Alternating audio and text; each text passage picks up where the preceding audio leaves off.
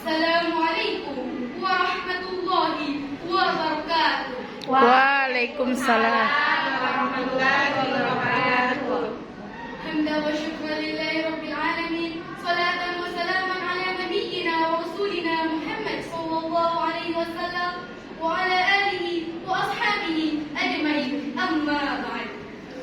Dewan juri yang saya hormati, hadirin dan hadirat rahimakumullah.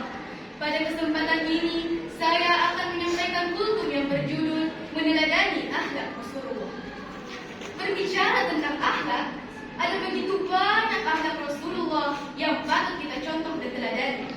Salah satunya adalah sifat jujur. Karena kejujurannya inilah, maka penduduk Mekah memberinya gelar Al-Amin, yang artinya dapat dipercaya. Mengutip tulisan Ubadul Akiyah dalam jurnal Analisis Etika Bisnis dan Marketing Nabi Muhammad SAW, bahwa Nabi Muhammad digambarkan sebagai pribadi yang sangat baik dan jujur.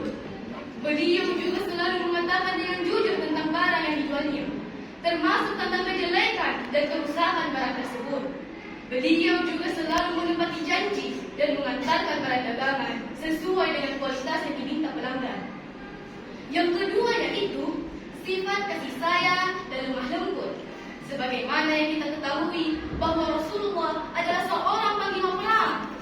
Dari beberapa kisah dapat kita teladani bagaimana cara Rasulullah memperlakukan tawanan perang. Saat ditanya, "Wahai Rasulullah, apa yang harus kita lakukan terhadap para tawanan ini?" Rasulullah pun menjawab, "Perlakukanlah mereka dengan baik. Jangan menyiksa mereka. Berikan mereka makan dan minuman secara saksama."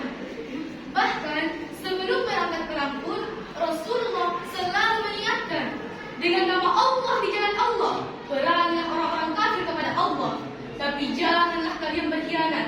Jangan membunuh anak-anak, perempuan, dan orang tua. Dan jangan membunuh orang yang mengungsi di tempat ibadah." Karena keagungan dan kemuliaan akhlaknya inilah, maka banyak di antara tawanan perang yang masuk Islam. Jadi kalau kita berbuat baik kepada sahabat, keluarga, teman-teman, rumah, biasa Bapak Ibu.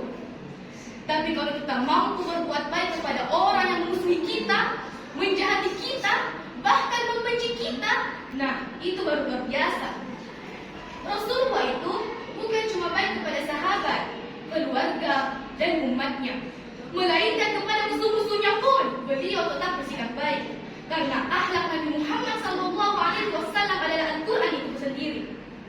Hisham bin Amir pernah bertanya kepada Aisyah radhiyallahu anha tentang akhlak Nabi.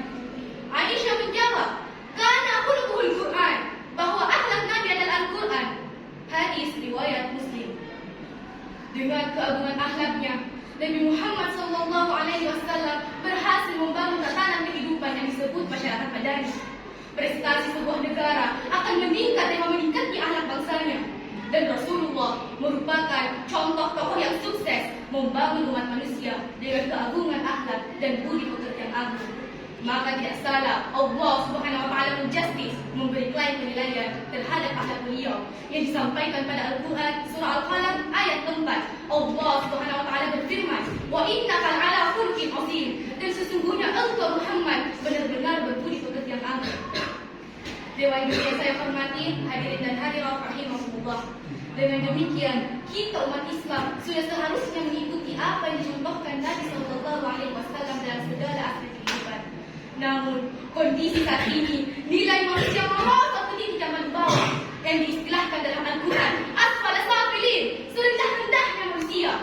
Akibatnya, muncul budaya kekerasan, kedurhakaan merajalela, ada anak yang mengusir dan memperkarakan orang tuanya, pencurian dan perampokan, bahkan perzinahan tidak lagi dianggap dosa besar, dan masih banyak lagi masalah sosial lainnya.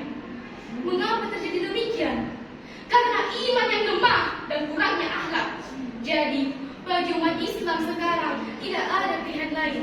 Solusinya kembali kepada Al-Quran dan Al-Hadis serta meneladani akhlak Rasulullah dalam segala aspek kehidupan.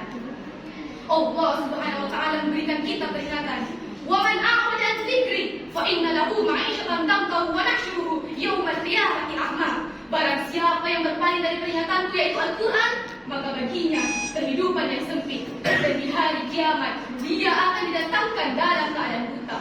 Quran Surah Toha 124. Dewan juri yang saya hormati, hadirin dan hadirat rahimakumullah.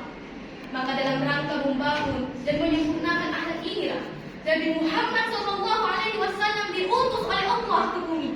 Innama bu'ithtu liutammima makarimal akhlak. Sesungguhnya aku diutus untuk menyempurnakan akhlak yang mulia.